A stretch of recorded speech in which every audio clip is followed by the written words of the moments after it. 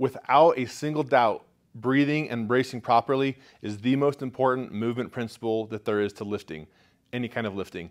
This is without a doubt the one that you need to become a master of, that you need to understand, and you need to be able to utilize it, practice it, and put it into demonstration any minute. Without a doubt, the most important one that you need to learn. So the breathing and bracing deals with what you're doing with your core and your midsection while doing a lift or even just living in general. The key here is called circumferential expansion. If you imagine that you had an invisible belt around your midsection, you need to be able to push out against that belt in every direction. It's not just breathing in through your stomach and pushing out in front. It's actually doing 360 degrees, pushing out using your core muscles, your obliques, your abs, and understanding how to control and breathe into your low back to create that pressure. Anytime you use a belt, this belt is not for support. This belt isn't supposed to help you restrict from arching. It's not supposed to help you restrict from getting bended over. It doesn't provide restriction in that sense. The thing that the belt does is create a pressure band entirely around your midsection that you push out against. One example of that would be a pop can.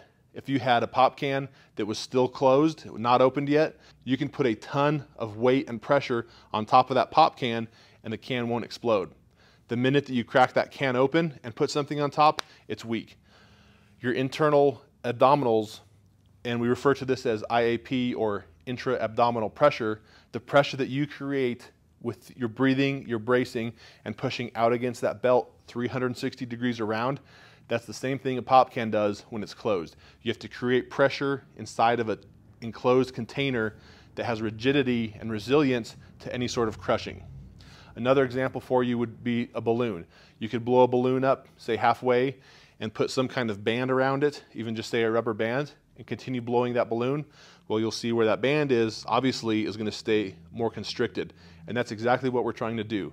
Either the air you're breathing in, like the balloon example, or the internal pressurized pop can, that's what you're doing with your breathing. You're breathing into your midsection, and you're creating intra-abdominal pressure. You're creating a pressure chamber inside of yourself to push out against that belt. You can create tremendous pressure by doing that. A great example for how your spine works is it acts like a very tall radio antenna or a very tall cell phone tower. That structure by itself, a thin, narrow metal building that is very, very tall, is very, very weak by itself. And this is how your spine acts. That metal building is the vertebrae going up. Now those towers are actually extremely resilient to wind or teeter-tottering, anything like that, because they have wires that go from the top to the ground in all different directions. So if the wire is coming down this way and the tower is trying to get pushed that way, this cable right here is what prevents it from doing that. So you see these towers around, they're very high and by themselves very weak. That's how your spine is. Those guy wires are what provide the resistance, the support, and the resiliency to add strength to that tower. The exact same thing applies to the muscles of your midsection, your obliques. Those are the guy wires for your spine. Your spine by itself is very weak. You need to learn to perform that intra-abdominal pressure, learn how to perform that intense pressure pushing out against the belt 360 degrees, because that is what creates the resiliency and the support for your spine. This is a really, really good thing to learn and practice, and it's an absolute vital thing to be able to perform for doing any of these lifts. To make sure that you're doing it right, you should be able to put your fingers on your side here and do your breathing and push out. You should be able to get very in tune with flexing these oblique muscles here, the muscles in the front, and even breathing in to what we think of as your low back. But the key is you want to be able to create 360 degrees of pressure when you breathe in and you push out against that belt. Your stomach shouldn't be coming forward. It needs to be a combination of creating the resiliency and the tension in the abs in the front, the obliques in the side, and keeping that neutral spine posture in the back. When you have a belt on and you do this correctly, you will definitely know. You'll get the most intense soreness that you ever have, more than any kind of crunches or anything. And you should be able to feel against that belt that you are pushing out on the belt with the sides, that you're not just breathing into the front. So breathing into the front and pushing out in front, this is what will happen. And you'll cause that spine to get out of the neutral spine position and start rounding. So this breathing and bracing What it does is it creates that resiliency to maintain that neutral spine position. Now there is a difference in the intensity and duration of learning to maintain this bracing. So when you're performing a max single squat or a max single deadlift, the intensity of that bracing needs to be maxed out, 100% maxed out on the intensity of creating that IAP, intra-abdominal pressure. The duration of that isn't going to be very long. It's going to be for a few seconds as you're performing that lift.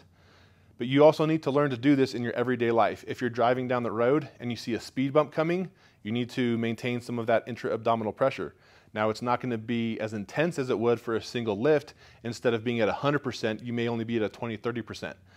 But learning to create this bracing in your midsection is the key to maintaining a healthy low back for the rest of your life. Anytime you go to pick something up off the floor outside of the gym, you need to create that intra-abdominal pressure. Again, it doesn't need to be at 100%. It just needs to be enough where you're giving your spine some of that resiliency. So 20-30% is fine. And there's also the duration principle of this. So again, a single max effort lift, it's only going to be for a few seconds. On a task that might be a little bit longer, you're going to need to hold it a lot longer. So you may have some assistance movements where you're doing multiple reps of a glute ham raise, or multiple reps of a good morning, or RDLs.